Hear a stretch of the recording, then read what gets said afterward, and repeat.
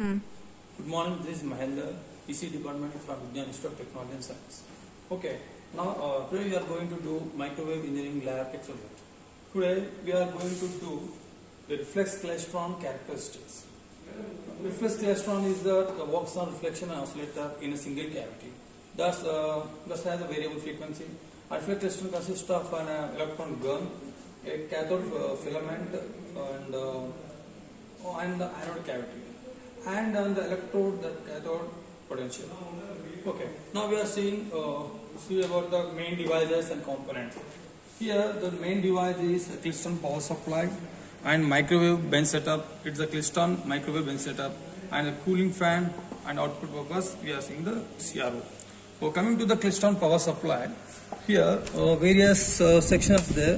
One is the modulation section and frequency modulations and current, beam, Rippler voltage. Come to the modulation section. There is the four options there. There is a four option. One is the CW. It is continuous wave and amplitude modulation, frequency modulation, and external. Continuation CW means continuation waves. By using the continuous wave, we can't take the output. So here we are taking amplitude modulation to take the output from the CRO. Okay. And this is the beam voltage. We can increase the beam voltage and reduce the beam voltage by using this knob. And this is the Rippler voltage. We can increase and decrease the Rippler voltage. This is the modulation in FM. It is the modulation in AM. Since we are using amplitude modulation, we are using only this frequency and amplitude. So we have keep this modulation section maximum, so we don't use the FM modulation. Okay, coming to the beam voltage, beam current, and Rippler voltage. This beam current we can switch to the beam voltage and beam Rippler voltage and current by using this knob. Okay, coming to the microwave bench setup. First component is the Klystron mount with tube. Klystron tube generate the microwaves, and this is the isolator. Isolator transmits the power, microwave signal or power, to the one directional. It's not allows the reverse direction. So this is the variable attenuator to attenuate the power. Here we are giving the minimum attenuation. So the maximum power will be move on to the frequency meter. Frequency meter used to calculate the frequency. So the finally section is the detector mount to collect the output from detector mount to we can see the output from CRO. Okay. Before switch on the power, we have to make sure that the beam voltage should be minimum position and Rippler voltage should be maximum position. The modulation section should be in AM mode. Okay. And one thing, the precaution we have to take that before switch on the power, cooling fan has to be first switch on. It should be towards the microwave Klystron tube to cool the tube. Okay, now we are going to switch on the power. Here, see here, I switched the knob to current mode. The current will be gradually increased by 1 to 1.1, like 1, 2, 3, 4, like that. Observe the screen.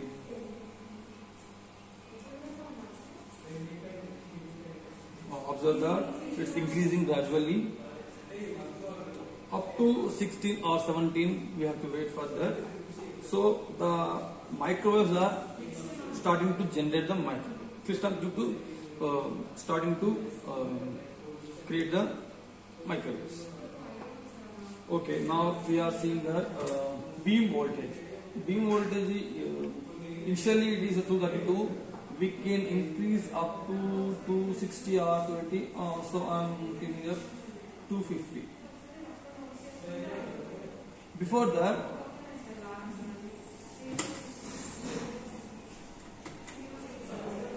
we are having since we are changing the knobs, there is a one square wave will be generated.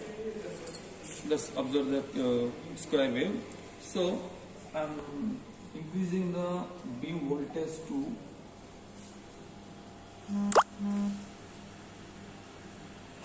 250 volts.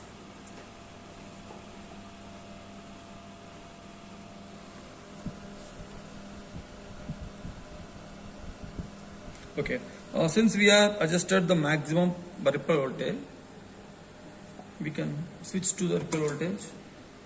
It's initially 243. We can change to get the output, maximum square wave output.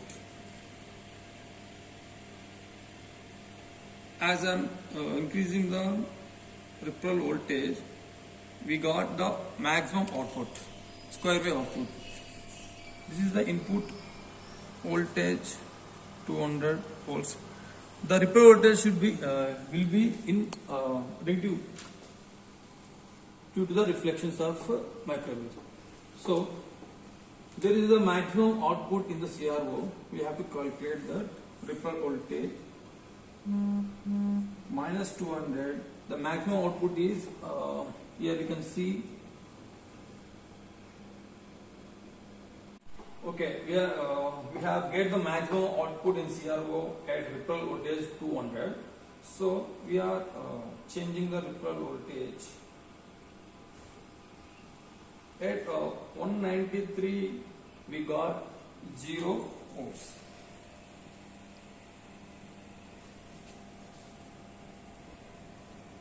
And then once again change the ripple voltage. We got almost 2 millivolts power. Actually, in this reflex klystron characteristic, we are observing the mode characteristics of reflex klystron. We have to calculate the modes, or 3 or 4 modes to calculate the to observe the klystron characteristics. So we have taken the 3 modes, and then increase the ripple voltage at 173. We got 0 millivolts, and increase also change the ripple voltage. We got maximum output at 137 ripple voltage. The power is 1.6 millivolts. Next, we calculate 0.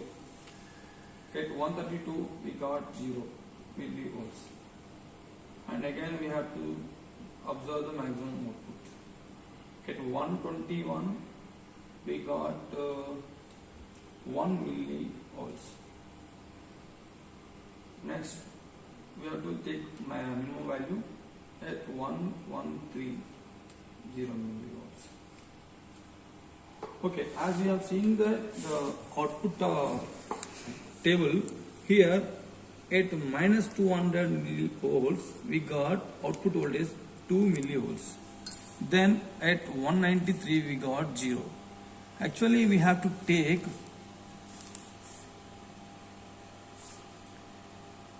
two minimas, one maxima to calculate the mode. This is the 0, this is the 2, 0. We calculate as mode 1.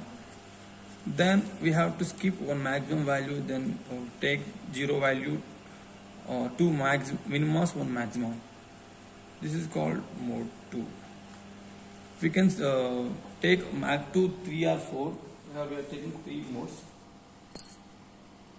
Once again, observe the maximum output at 93. That is almost 0.8 millivolts.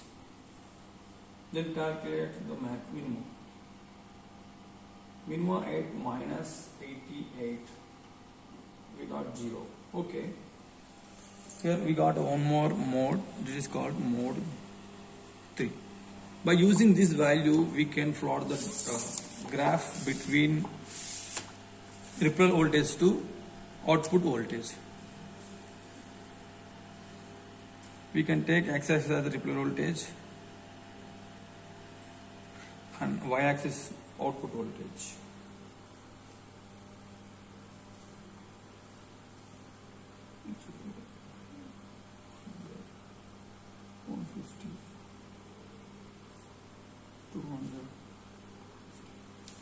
For maximum value we got 0.8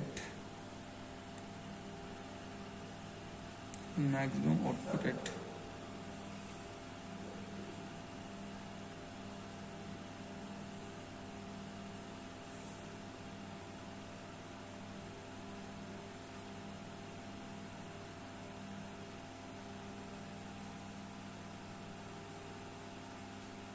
These are the modes of the reflex klystron.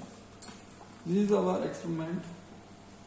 We have observed that the mode characteristics of reflex klystron. Okay, thank you very much.